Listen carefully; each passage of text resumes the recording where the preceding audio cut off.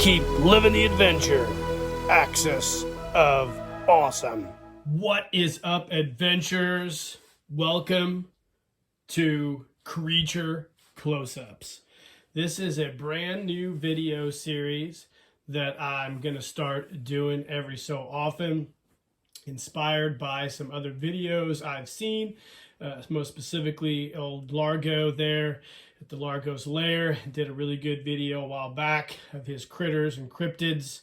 I think I'm paraphrasing that, but I have a lot of different creatures that I use for my adventure team photo stories, and I wanted to share a lot of those with you guys. Now, some of these have popped up in other videos, but I think this is a really good video to show you what all I use and why I use these things for my photo stories.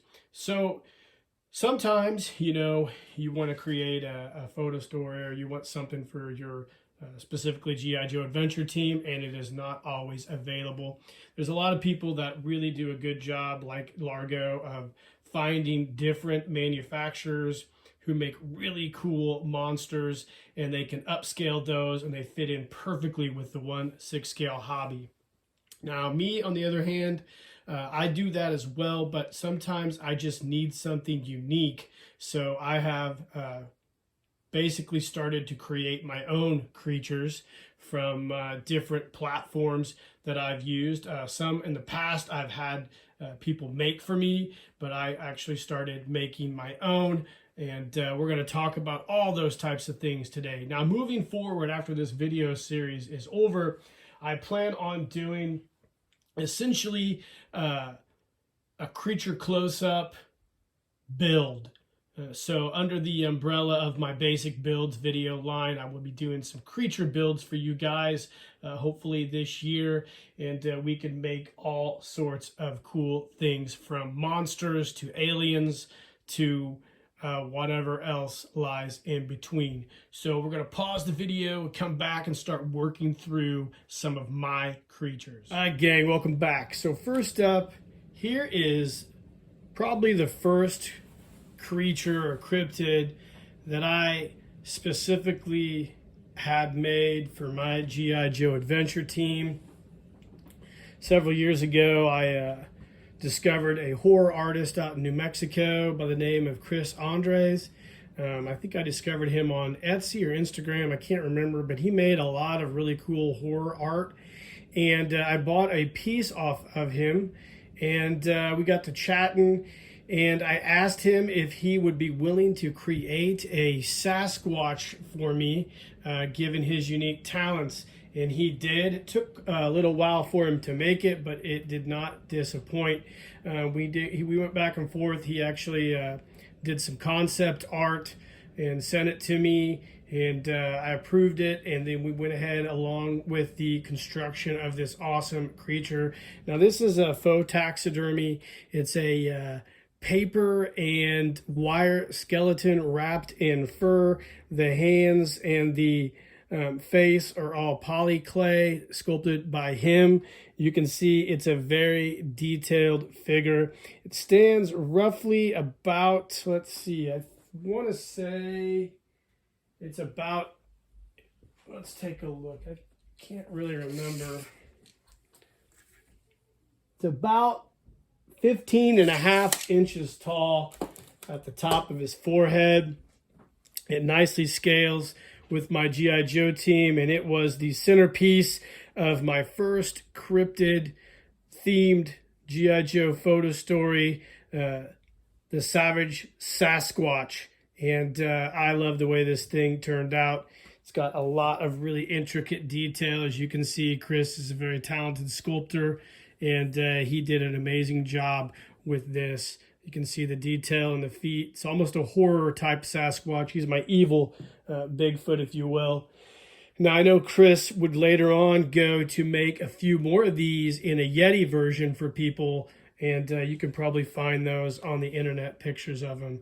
But this is the very first cryptid that I had made, and it's super dope. Again, welcome back. So after I did the Savage Sasquatch, or search for the Savage Sasquatch, I wanted to kind of continue on with my creature feature theme for photo stories. So I needed to make a sea adventure photo story, and I wanted to create a creature that was going to be the main villain or main cryptid in that. So I created this merman here. It's called the Creature of Doom Lagoon. You guys are familiar with that. It's a really awesome photo story. And I started out with some concepts looking for mermen, and I kind of settled on this. I found, I think from a video game maybe, I can't really remember, but I wanted to create almost an evil version of this. So I did. I set out to figure out how I was going to do it, and this is one of the first things I made cryptid-wise. I've made mummies and whatnot. People were really familiar with a lot of that stuff that I did, but I took some old G.I. Joe parts, and I took mill putt, some wires, some bolts. I cut the forearms and extended them out a little bit, cut the bottom legs, extended those out a little bit. I took an old set of G.I. Joe hands, cut the fingers off, added wire, and made these 3-fingered claws, and extended out a G.I. Joe foot to create the flippers for this guy. Now, I also added the fins on the arms and the fin on the back as well, just drilling screws in and then attaching mill putt. Bonds really well. I couldn't really get the fin portion right when I sculpted it because the mill putt was kind of hard for me to work with. And then I took a Formative Soldiers of the World head, modified it to look like this mer person. This is one of the first sculpts I ever did by myself.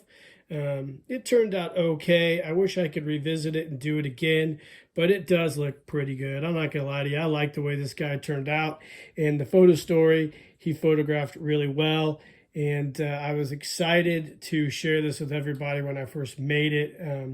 This and the Sasquatch were both originally just photo collages on the Facebook groups. It wasn't until I started my YouTube channel and pulled everything off Facebook that I took these and went out, and for the Sasquatch video, I went out and shot some new material and kept some old photos. For this one, it was a brand new photo story featuring all new photos with this character. I also used mill putt, by the way, to build up the chest a little bit, but this is the first cryptid I ever made. I really like the way it turned out. Obviously, if you watch the end of that video for the Creature of Doom Lagoon, you'll know that there are more of these out there. All right, so the third cryptid or creature in my creature features of Adventure Team photo stories was the Abominable Snowman, Yeti, Wildman of Kathmandu. If you're familiar with that photo story, I made this guy specifically for that photo story. He is inspired by the Sasquatch or Bigfoot figure that Chris Andres made for me. He's made very similar to that. He's made out of, it's a wire skeleton wrapped in masking tape, aluminum foil, and paper. And he is coated in this fur here. And I really like the way it turned out. I sculpted the feet, I sculpted the hands, and I sculpted the head. It was the second sculpting job I'd done after the Creature of Doom Lagoon. Really liked the way this guy turned out. At first, I had a different fur on him. I had this kind of lambskin style fur on the torso, but I eventually would replace that after the Wildman of Kathmandu. I've still got to do the head at some point in time, and I will. But this thing is an absolute behemoth. It photographs really well with a G.I. Joe. He stands almost 18 inches in height, so he's a little bit bigger than Chris's Sasquatch he made me. And this is one of the most favorite things I've ever made. Now, I did also make another Yeti. Unfortunately, I sold it. You guys probably, some of you guys who are familiar with my channel remember that whole ordeal, but that's okay. I'm currently working on a Bigfoot right now. I don't mind selling my one-of-a-kind things as long as I can find a good home.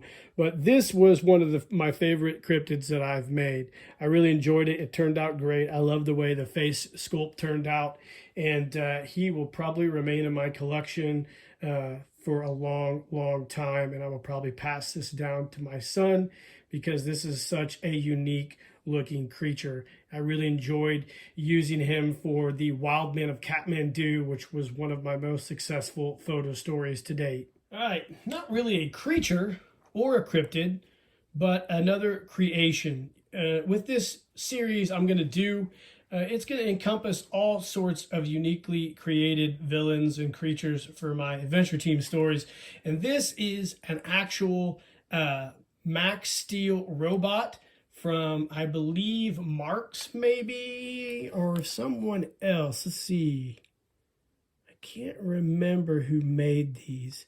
Ideal maybe, I can't remember. If you guys remember, let me know. But anyway, I bought several of these that were really cheap at an antique mall one day. I got them for like $2 or $3 a piece, and I took them home, just threw them in the bin, and I needed a Mars bot, kind of like a Dalek from Doctor Who, if you will. So I took it apart and painted this thing up and threw a couple stickers on there from Patches of Pride. You can see that's coming off a little bit, but these are really cool. I enjoy using these in my photo stories. They're super simple to make, and the color scheme really worked well on these. And I have, I think, 2 or 3 right now that I use for various photo stories when it comes to the Mars villains. It's really cool. I really like this figure. I know that they've remade these Max Steel RoboForce figures in a different scale. A lot of guys have talked about those, but the originals are really cool. And this one here, I believe, was Hundred, and I had to just use him to make some Mars killer bots. So something you can do with these other robots. I talked about upscaling or taking other toy lines and using them for your adventure team or 1/6 scale themed stories. You can definitely do it with stuff like this. So if you guys watch a lot of Largo's Lair, which I do, you'll know that Jim has talked about several different creatures and cryptids, and he has an Area 51 alien mint on card. It is actually this one right here. I had this from probably back in the 90s when they first came out. Regrettably, I never got the Shadow Box aliens. I wish I would have, but now they're going for a lot of money, and I refuse to pay that much money. I did, however, buy this figure here at, I believe, Spencer's Gifts or Toys R Us, and I had it for a long time. And for my photo story, Mike Power 0 Point, I decided to repaint him to make him look more like an alien of some kind when he was on the inspection or operating table of the lab of Dr. Isotope. So I am going to use these for some other photo stories somewhere along the way down the road, but I took this guy and just repainted him using just basic paints to make him look more like a sci-fi style alien rather than that traditional gray skin alien that we're all used to. So I really like this figure. He scales well with G.I. Joe, and look forward to trying to use him somewhere in the future. Obviously, a man that needs no introduction, the evil Orbitron from the Outer Spacemen line of figures by Gary Schaefer. Great figure, 5-point articulated, cool space figure modeled after the old Outer Spacemen line of figures by Colorform back in the 1960s to go along with Major Matt Mason. You've seen a review of this figure, and you've also seen him in Adam and I's Super Joe storyline. This is another one of those figures that you can find that scale nicely with the G.I. Joe adventure team that you can use for photo stories or just as an all-around villain for your adventure team or G.I. Joe or whatever you're trying to make. Johnny Quest, doesn't really matter. The cool thing about this figure is, even though it doesn't really pose too well with the 5 points articulation, it pops and has a lot of color, and you can easily make it work for a lot of your photo stories, especially if you just want to do like photographs. Love this figure. There's another one in 12-inch that I would like to get as well for a future G.I. Joe Super Joe storyline, but we'll see down the road. They're a little bit pricey. I think this is around $99, and it's worth it, I think, if you want something really unique for your collection.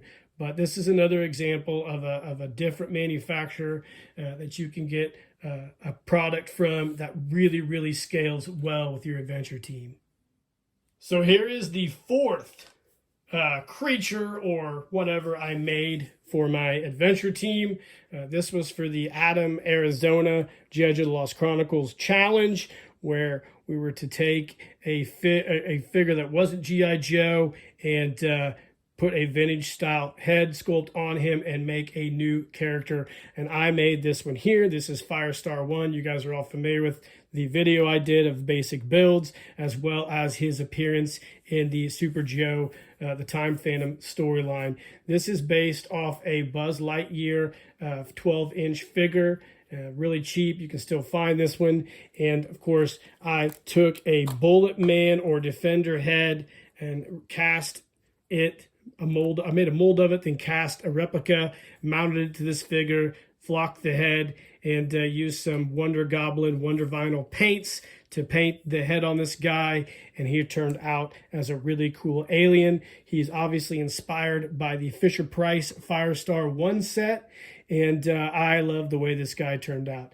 I toyed around with selling him, but I'm not done with his storyline yet. But when I do, I think I might put him on the market, but we'll see. I have plans to make another one, something a little different yet similar, and it's going to be part of this video series, so you guys will have to stay tuned for that. But Firestar 1 is just another example of being able to take another manufacturer's product and basically kit bash or modify it to go along with your needs for your G.I. Joe adventure team or other 1/6 scale photo stories or collections.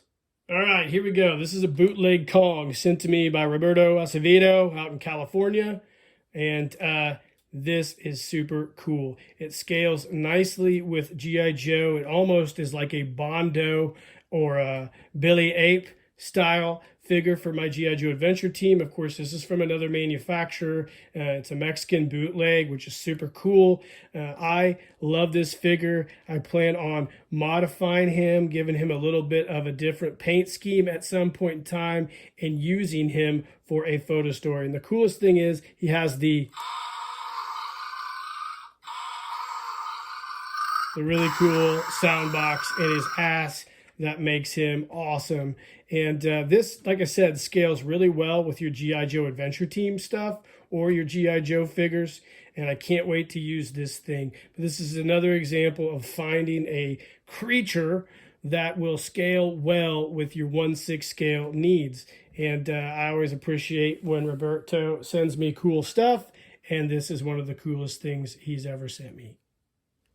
All right, I don't know if I'd consider this a creature or whatever, but we'll go ahead and throw him in here for filler. So this is the SCOM figures from Blue Box Toys. They did a collaboration with Takara Company and their Henshin Cyborgs to create these really cool figures. They made a ninja, or a samurai, and this guy is an assassin. They both have different head sculpts and slightly different bodies. He's just like the Henshin Cyborg. He has a button on the back here. You push it and it generates the kind of heartbeat, but he is built almost just like the Takara Neo Henshin Cyborg.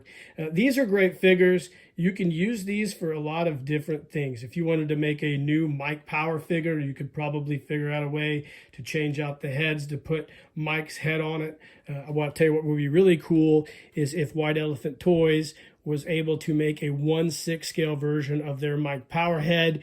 It would be perfect on a Henshin Cyborg body. I just gave you guys that idea. So definitely, if you can make it happen and they make that head, then go with it. I think that would be a great figure. But these are really cool figures. You can still find them on eBay. They range anywhere from $40 to $80 depending on the seller.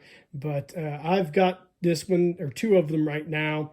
I contemplated getting rid of this one, and I used them, of course, for my Orbitron Time Phantom story, but I don't think their story's done yet either, so I'm going to keep them around for a little while longer. But these are cool figures that you can definitely utilize as either friend or foe for your 1/6 scale G.I. Joe photo stories. All right. Here is another really cool figure that I did not make but scales absolutely perfectly with my G.I. Joe Adventure team. This is the Mezco Toys King Kong from the early 2000s King Kong movie featuring Jack Black and Adrian Brody. It is a great figure. It is about, let's see, about 15 inches tall maybe. Yeah, 15 inches tall and highly detailed. You can pose him in certain ways. And of course, I used him in G.I. Joe Revenge of the Super Gorilla. And he's also in the Search for the Savage Sasquatch. He's on the Super Gorilla Preserve. But I love using this thing. He's like a Gorilla Grodd type character against my adventure team. And he is just a really cool figure. Unfortunately, the vinyl on this got a little bit sticky on me one day and his arms broke off, but I've since repaired them. I need to revisit it and repair them a little better next time, but he's really cool. These are probably pretty hard to find. I would love to have Mezco's Kong Skull Island figure. It's about 18 inches tall, but it is highly expensive. You used to be able to buy these in stores. I got this thing on clearance for about $15 at, I believe, Spencer Gifts back in the early 2000s. So loved buying this. I knew it would be great for my G.I. Joe team, and I would probably never get rid of this guy either. All right, wrapping everything up, let's end off with some snakes and some other miscellaneous things that you can find at different retailers to use. Snakes are a great villain for our G.I. Joe adventure team. We all love snakes, and snakes are readily available and easy to find. Of course, this is a giant cobra. It was from my Search for the Super Cobra Action Man story. It's like a giant version of the original G.I. Joe snake with a cobra head. I can't remember where I got this at. Maybe Walmart or probably Toys R Us, I think, a long time ago. Safari Limited makes, is it Safari Limited? Yeah, Safari Limited makes a really nice cobra. They make several different snakes. Unfortunately, some of them don't scale very well with G.I. Joe, like they're big constricting snakes.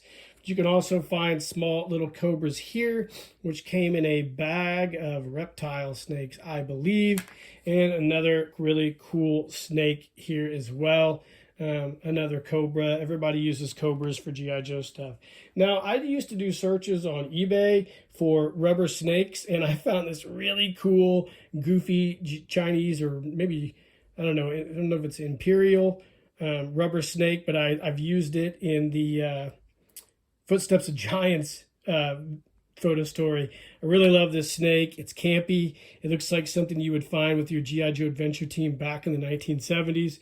What I like to do is I like to go on searches on eBay, and I just type in rubber snake or vintage rubber snake, and you can actually find some really cool snakes you probably don't even know about. So definitely try doing that if you're looking for some type of snake for your adventure team. Also, Hobby Lobby offers these really cool polymer octopuses, I guess. These are really brittle, though. They break super easy. They're just to paint. So if you wanted to get a prop for a underwater adventure and if you're really good at painting, or you just like to just paint things, you can get these. They're already primed, and you can paint these up to make them look like a realistic octopus for your G.I. Joe adventure team as well. Just some ideas for you guys, and keep those in mind. All right, guys, so this wraps up our first episode of Creature Close-Up. I hope you guys enjoyed this. These are all the creatures that I currently have or are going to utilize or have utilized for some of my G.I. Joe adventure team photo stories. Now, there are a few more that are right now being produced. I wish I could share them with you, but they're top secret because they're going to be for some future photo stories. But I promise you, you will see them at some point, either in a creature close-up build or a basic build, or some style of or type of video from me that will showcase how to make those and what they look like ultimately. I really enjoy making my own creatures. I think it's something that I wish I had more time to do more of. Excuse me, unfortunately, I don't. I'm super limited on time quite a bit, especially nowadays. And I would like to take more time to just sit down here and create creatures. But I do have a lot of concept drawings in the shoot right now, and I plan on creating several different creatures for future photo stories. And I'm always on the lookout for other manufacturers who make really cool monsters or characters that I think I can probably incorporate into my G.I. Joe adventure team. I know Largo has featured a Leonard gorilla. That looks really, really cool. Now, we do have the Leonard King Kong and the Leonard George from the Rampage movie. I did not show either of those because I haven't used those for anything. My son currently plays with those. They're part of his Shogun Warrior line of figures that he plays with. So they are upstairs in his care, not mine. But lo and behold, I am going to make a new Bigfoot, which I have that going on right now.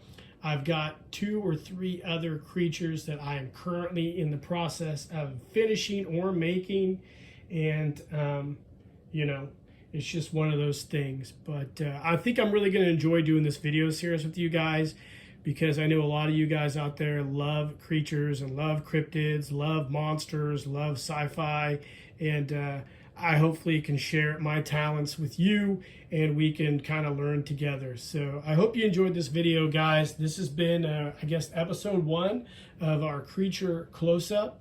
Like and subscribe to the, like the video, please. Subscribe to the page, as always. Hit the notification button if you haven't. I'll have more videos on the way. A lot of great content coming this year for you guys. It's the 5th year anniversary of Skunkworks Studios, originally Skunkworks G.I. Joe Customs, originally Skunkworks, and hopefully we can keep trucking along for another 5 years. But I've got a lot of cool stuff planned for our 5th year anniversary for you guys as well. So stay tuned, guys. And in the meantime, keep living the adventure, and cheers.